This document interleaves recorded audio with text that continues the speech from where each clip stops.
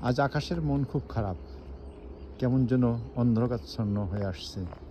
তো এরকম মন খারাপ করা পরিবেশে একটু প্রেমের কবিতা শুনলে কেমন হয়? কেউ কথা রাখেনি, ৩৩ বছর কাটলো, কেউ কথা রাখেনি। ছেলেবেলায় এক বষ্টমী তার আগমনী গান হঠাৎ থামিয়ে বলেছিল, শুক্লা দ্বাদশীর দিন অন্তরাটুকু শুনিয়ে যাবে।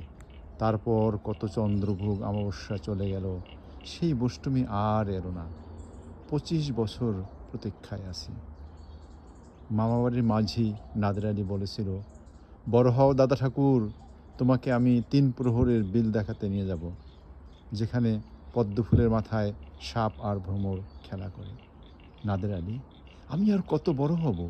আমার মাথা এ ঘরের ছাদ ফুঁড়ে আকাশ স্পর্শ করলে তারপর তুমি আমায় ৩ প্রহরের বিল দেখাবে? একটাও রয়্যাল গুলি কিনতে পারেনি কখনো। লাঠি লজেন্স দেখিয়ে দেখিয়ে চুষেছে লস্কর বাড়ির ছেলেরা। ভিখিরির মতন চৌধুরীদের গেটে দাঁড়িয়ে দেখেছি ভিতরে রাস উৎসব। অবিরল রঙের ধারার মধ্যে সুবর্ণ কঙ্কন পরা ফর্সা রমণীরা কত রকম আমোদে হেসেছে।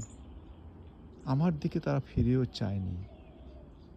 বাবা আমার কাঁধে হাত রেখে বলেছিলেন, দেখিস একদিন আমরাও। বাবা আজ অন্ধ, আমাদের দেখা হয়নি কিছুই। সেই রয়্যালগুলি, সেই লাঠি লজেন্স, সেই রাস উৎসব আমায় কেউ ফিরিয়ে দেবে না। বুকের মধ্যে সুগন্ধি রুমাল রেখে বরুণা বলেছিল, যেদিন আমায় সত্যিকারের ভালোবাসবে সেদিন আমার বুকেও এরকম আতরের গন্ধ হবে। ভালোবাসার জন্য আমি হাতের মুঠোয় প্রাণ নিয়েছি, দুরন্ত ষাঁড়ের চোখে বেঁধেছি লাল কাপড়। বিশ্ব সংসার তন্ন তন্ন করে খুঁজে এনেছি ১০৮টা নীলপদ্ম, তবু কথা রাখেনি বরুণা। এখন তার বুকে শুধুই মাংসের গন্ধ।